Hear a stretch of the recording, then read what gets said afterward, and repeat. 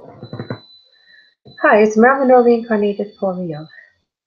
So it's been very, very interesting trying to get information out about the Marilyn incarnation in this local space-time over the last couple of years because, well, first of all, how was anyone to know really? People used to say to me, you look like someone familiar.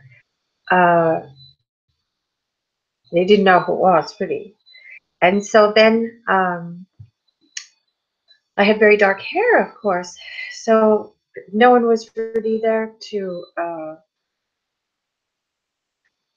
be able to say definitively, is it her, is it not her? And then people said, as I lightened my hair and then dyed it strawberry blonde, I looked more and more like her. So, what can I say? It was a very, very innocent life that had um, a story that had its own information. And so, what I did is I did a compilation of uh, websites that have, well, they have the perspective of someone who no one else knows those stories.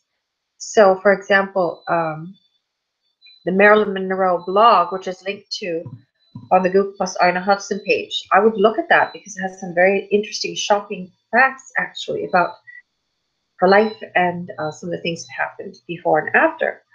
Also, there's very good pages on the Starlight State blog, the Marilyn Monroe page, and Les Anges et les Gargoyles is very good too, as well as another blog uh, that has all Marilyn content that has a mystery about the death and some of the things that have happened. Also linked to through Starlight State, so you can find all of those things there. And what does the future hold? Well, you know what I did is with the films, I wove aspects of Marilyn into um, a few of them that have James Dean inspired characters and Marilyn inspired characters. So those, and it's almost glimpses like the person is woven into it as hinted at somehow existing, which is really the author. So with the Marilyn Monroe movie that I mentioned already, that is a story about Marilyn Monroe and the reincarnation of the Ariana character.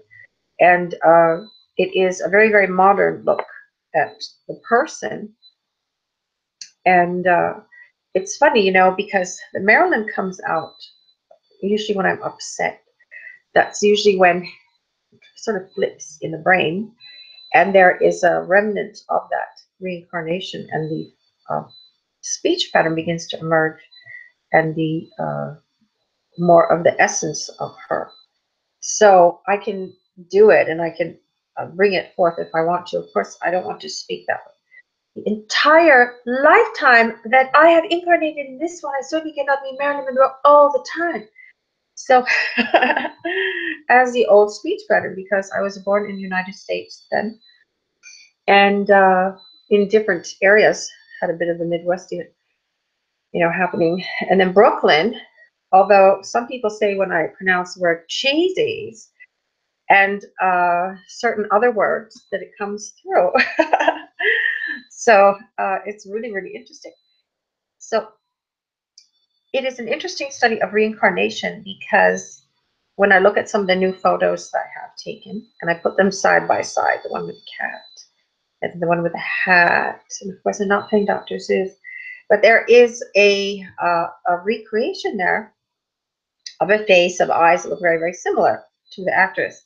And this lifetime, I have more of a European richness and sophistication, of course, that I did not have, that I wanted to have in this lifetime because it was something new.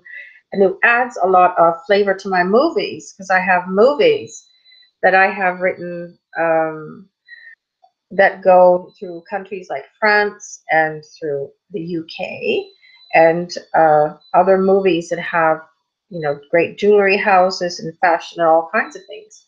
So it gives me a worldliness, having had a European background this lifetime and the Monroe background the last lifetime, for a very good various presentation. Because people said, sometimes looking at my movies, how can the same person have written all these films? There's no way.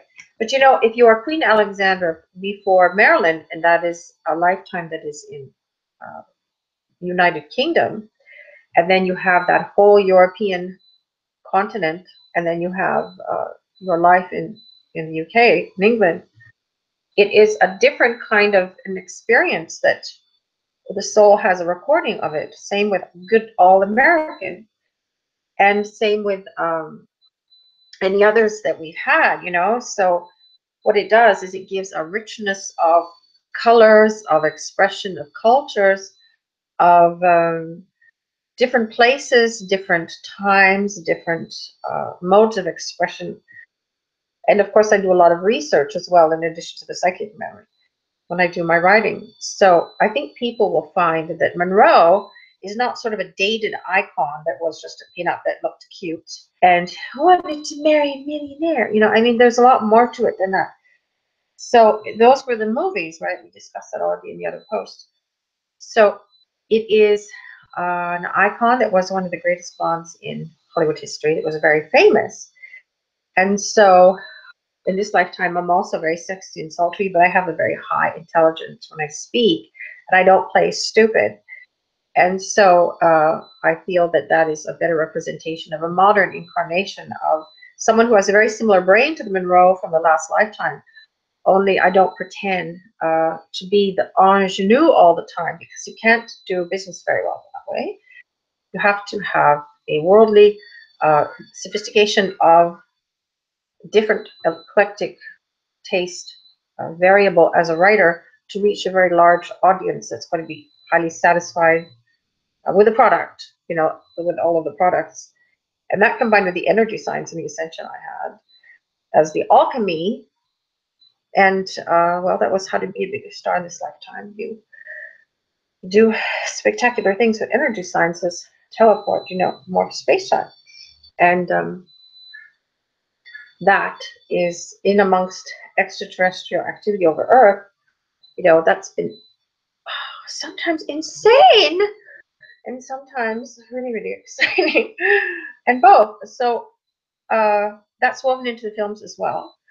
And it is Monroe, when I sit to write, she's there. She's there in the back hemispheres of the brain in the cerebellum, and is very much awake. And I use the film production archive from last lifetime very much when I'm writing. So what I said to the extraterrestrials is, if you turn the reality the correct way, you know, people can grab me. However, they're not going to get the message correctly if they're doing that. What they have to do is sit the information, and then they will get the correct information. You see, otherwise it can be skewed. So I make sure that I have creative control in terms of the writing, in terms of what I want to say. And sometimes ETs will say, "Well, oh, I don't know if you can say that." And then the big Andromedans come by and say, "You know, if you've experienced something, of course you can say it. It is your truth. You can say anything." So in the end, they gave me permission basically to be sovereign, to say anything I want about anything, and not to have any kind of trouble. So there are some very bold movies that have detailed information about the extraterrestrials, Lizzie. And then there's others that don't have anything to do with extraterrestrials, that just have, you know, the stories of people and great romantic movies and whatnot. And it's very interesting writing erotica. I'm writing, finishing up Amnesia, 1970s Rebellion, which has, you know, marriages there that are breaking up and infidelities. And then they have, you know, a designer group of a model and two designers who have an affair together. And they are like children. They are so innocent, and they're such good, tight friends. And they are so loyal to one another, where you have these other so-called marriages where people are ripping each other apart and just cheating and doing all kinds of things.